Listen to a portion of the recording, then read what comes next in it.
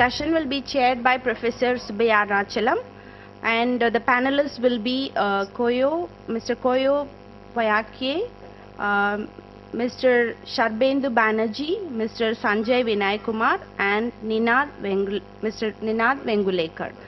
I request the panelists to come on stage. I think Mr. Sanjay Vijay Kumar need to come over here. While the rest speak to you on face, Mr. Koyo will be contacted through Skype. Now I hand over the session to the chair. Thank you. Friends, welcome to this session. I am standing in for Ajay. Actually, I am the Our Man Friday for this foundation. Whenever they need somebody to come and do something quickly, I think they call me. Actually, Sendil called me about 3 days ago and said, "That's a conference. Would you like to speak?" Okay, if you so desire, I will come. So Ajay, while we are still sitting here, he came and told me there's a session immediately in the next few minutes. Would you please be the chairman? Okay, all right. This session, there will be 4 speakers.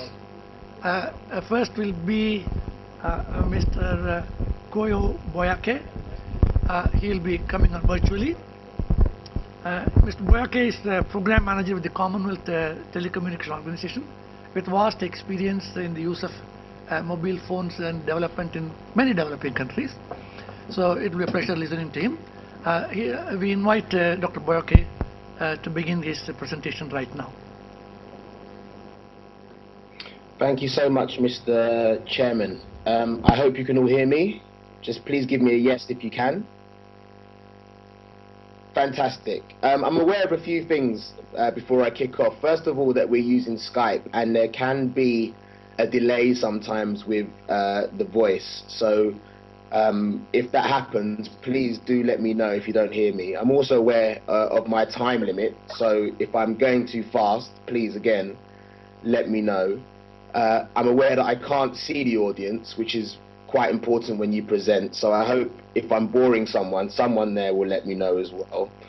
And I'm also aware that with this particular presentation, I do have to dilute it as much as possible. And one of the things I will say at the very, very start of this is that I encourage all of the participants there to basically read the full report for this research, which again has been kind of watered down because of the amount of findings, and also the case studies on mobile for dev initiatives that are out there that were produced. So if we can click down to the next slide, please.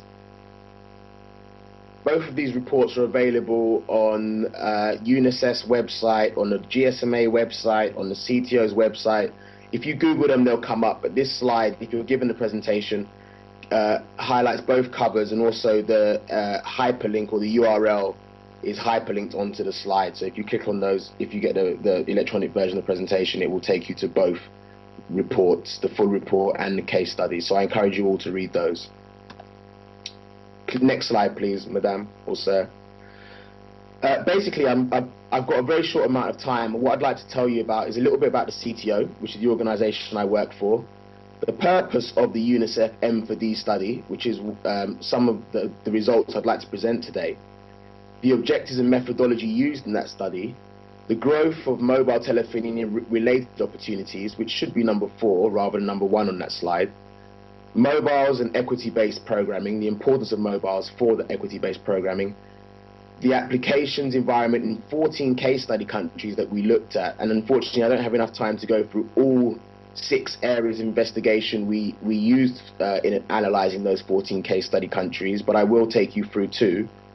Questions about corporate social responsibility that the CTO and UNICEF have, and many others of course, and the way in which operators and development organisations like UNICEF can create win-wins that will bring about greater equity, greater inclusiveness, and